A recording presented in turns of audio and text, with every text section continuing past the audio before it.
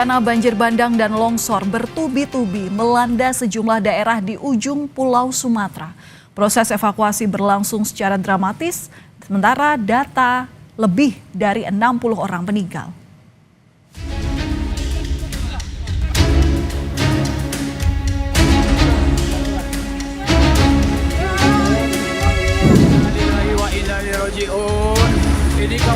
Banjir bandang menerjang Lubuk Minturun, Kecamatan Koto Tangah, Kota Padang, Sumatera Barat.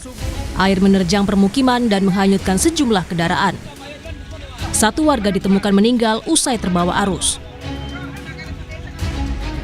Selain di Kecamatan Koto Tangah, hujan ekstrim yang melanda Kota Padang dilaporkan juga menyebabkan banjir di dua kecamatan lainnya, Kecamatan Nanggalo dan Kecamatan Pauh.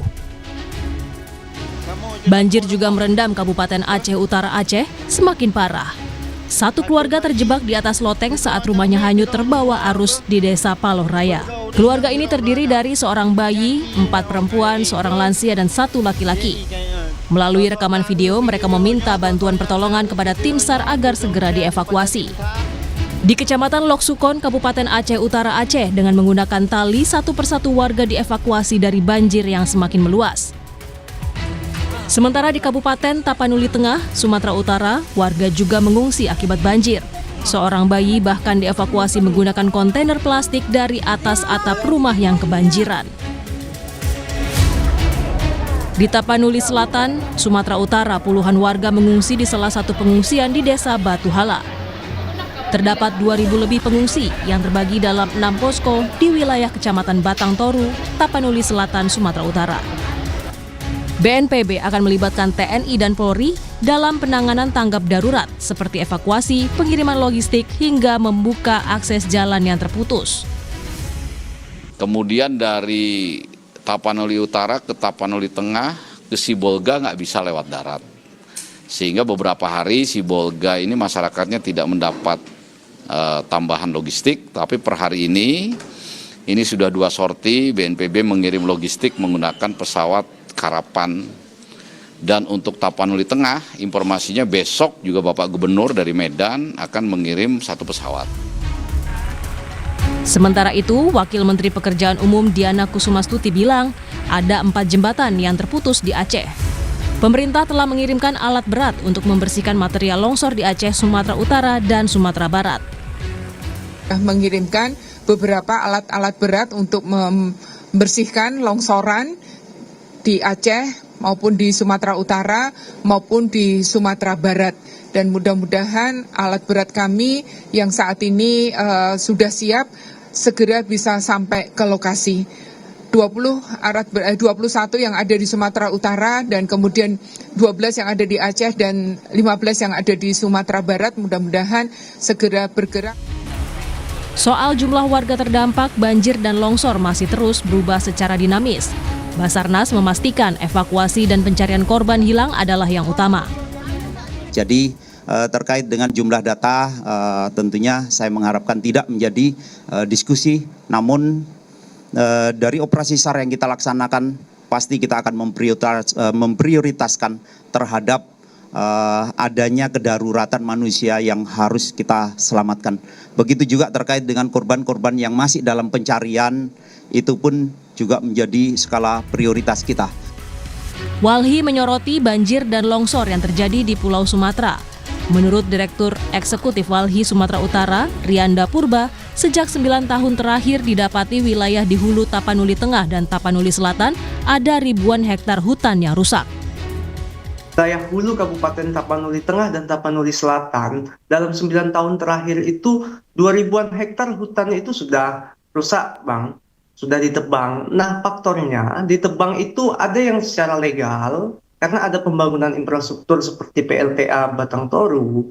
Kemudian juga ada pertambangan emas di sana, dan kemudian ada juga aktivitas perkebunan kayu rakyat PT Toba Pelestari. Ini aktivitas industri ekstraktif tersebut juga memperparah dari hujan cuaca ekstrim turun, jadi air itu langsung turun ke wilayah hilir. Pemerintah fokus pada pemulihan jalur transportasi agar pengiriman logistik bisa cepat tersalurkan kepada seluruh korban banjir. Tim Liputan Kompas TV. Saudara, banjir bandang melanda sejumlah wilayah di Pulau Sumatera, dan untuk membahasnya sudah bersama kami bergabung melalui sambungan daring ada Boy Jerry Evans Sembiring, Direktur Eksekutif Nasional Walhi. Selamat malam Bang Boy, apa kabar? Selamat malam Mbak, kabar baik. Kabar baik. Bang Boy, ini tadi dari visual banjir bandang yang terjadi di wilayah Sumatera terlihat batang-batang pohon gelondongan ikut terbawa arus. Nah, apakah ini artinya terjadi kerusakan alam akibat alih fungsi lahan sebelum banjir bandang ini terjadi? Nah, kita bisa melihat ya kalau data kami, informasi yang kami peroleh dari kantor-kantor provinsi kami di Aceh, Sumatera Utara, dan Sumatera Barat, kawan-kawan melihat bahwa dampak yang meluas, dampak yang menguat dari kejadian yang ada ini tidak terlepas dari kerusakan lingkungan.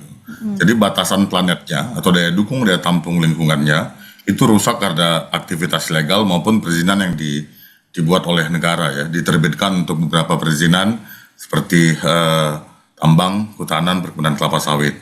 Nah, kita juga bisa lihat kan kalau seandainya gitu ada penyangga-penyangga lingkungannya atau bisa disebut sebagai kawasan lindung, baik dalam konteks tata ruang maupun dalam konteks kehutanan, maka seharusnya nggak terjadi ada hambatan yang luar biasa yang menghalang kejadiannya lebih besar gitu ya, nggak akan terjadi longsoran kayu atau longsoran yang bisa menerobos sampai jauh lebih besar, karena kan konteksnya kawasan lindung itu sebenarnya dia memproteksi ya, memproteksi wilayah-wilayah yang rawan bencana atau wilayah-wilayah yang secara tata ruang seharusnya nggak bisa diterbitkan izin atau dijadikan kawasan khusus lah gitu. Oke, nah kalau bicara soal ada dugaan bahwa hutan lindung itu rusak sehingga tidak bisa melindungi, sampai sekarang data-datanya seperti apa yang dimiliki Walhi? Nah, kami sih melihat misalnya data kawan-kawan Sumatera Utara gitu ya, yang kami peroleh ada, ini kan bukan cuma konteks lindung ya, tapi kita juga bisa bicara soal tentang penataan ruang. Bahwa ruangnya gitu ya memang didominasi oleh perizinan. Kita tahu kalau perizinan industri ekstraktif pasti dia menurunkan daya dukung dan daya tampung lingkungannya atau mempercepat dilampauinya batasan planet kita ya. Nah, lalu di Aceh kami mendengar bahwa ada aktivitas tambang emas, lalu tambang ilegal lain, lalu ada beberapa aktivitas ilegal. Nah, di Sumatera Barat juga kurang sama kami peroleh dengan Aceh. Memang kami sedang mengumpulkan data secara spasial lalu mencoba mengastrasi kawan-kawan kantor untuk melihat bahwa peristiwa ini kita akuin sebagai bencana alam, tapi dampaknya menjadi jauh lebih besar karena kerusakan lingkungan. Lalu ini harus jadi masukan untuk negara kita, untuk pemerintah provinsi secara nasional, paling tidak untuk merevisi tata ruang gitu ya, bagaimana penataan ruang itu sensitif dengan isu kebencanaan, dan yang kedua dia merevisi perizinan-perizinan yang ada, kalau dia memang diindikasikan nggak sesuai dengan konteks lingkungannya. Nah, yang ketiga, kalau dibilang kan ada aktivitas ilegal gitu. Nah, sekarang pertanyaannya gini gitu ya, aktivitas ilegal itu yang mengabaikannya siapa? Itu kan negara ya gitu ya. Nah, negara kemana aja nih selama ini? Jadi kita berduka dengan situasi bencananya, tapi dalam konteks jangka panjang harus ada pembenahan yang maksimal. Ya, sepakat ada yang pembenahan Bang Boy. Catatan-catatan ini kan juga pasti sudah dimiliki Walhi sejak lama begitu ya, apalagi banjir bandang ini, dan kalau kita tahu peristiwa seperti ini di Sumatera Barat khususnya ya, tidak hanya terjadi tahun ini, bahkan di tahun 2017 atau 2013, koreksi jika saya salah, ini pernah terjadi. Nah, ini alih fungsi lahan diketahui Walhi sejak kapan, dan saat periode itu pernah nggak ngingetin bahayanya terhadap pemerintah daerah khususnya? Kami contohkan gitu ya, salah satu di Batang Toru, kami menyampaikan bahwa ekosistem Batang Toru itu nggak bisa diterbitkan izin tambang emas waktu itu, lalu ada beberapa izin lain. Tapi kan dalam pendekatan bahwa ini statusnya produksi, statusnya fungsinya produksi, dia nggak masuk di kategori lindung, ini nggak didengarkan. Lalu misalnya kita pernah menyampaikan di Sulawesi Tengah dulunya ketika sebelum ada gempa besar bahwa ada palung, ada konteks ancaman kebencanaan gitu. Nah, ini nggak dimasukkan dalam perencanaan tata ruang. Jadi perencanaan tata ruang yang buruk, perencanaan tata ruang yang nggak mengadopsi kepentingan kebencanaan, nggak mengadopsi kepentingan lingkungan, itu sebenarnya membahayakan masyarakat sendiri. Jadi kebijakan negara harus dikoreksi. Ini bukan yang pertama kami mengingatkan gitu ya. Atau misalnya kita bicara dalam konteks karhutla yang terus berulang. Kita nyebutkan gambut udah dong, stop dong dijadiin lokasi perizinan, karena ekosistemnya ketika kering dia akan mudah terbakar dan sulit dipadamkan. Nah, tapi kan kita bisa lihat bahwa kebijakan perizinannya, aktivitas legalnya terus dibiarkan atau dilakukan oleh negara. Gitu. Oke, baik. Penanganan pasca banjir dan longsor jangan hanya fokus pada perbaikan fisik, tapi juga bagaimana perbaikan pada lingkungan sekitar. Terima kasih sudah berbagi informasi, berbagi insight bersama kami di Kompas Malam Kompas TV, Direktur Eksekutif Nasional Walhi, Boy Jerry Evan Sembiring. Terima kasih, Bang.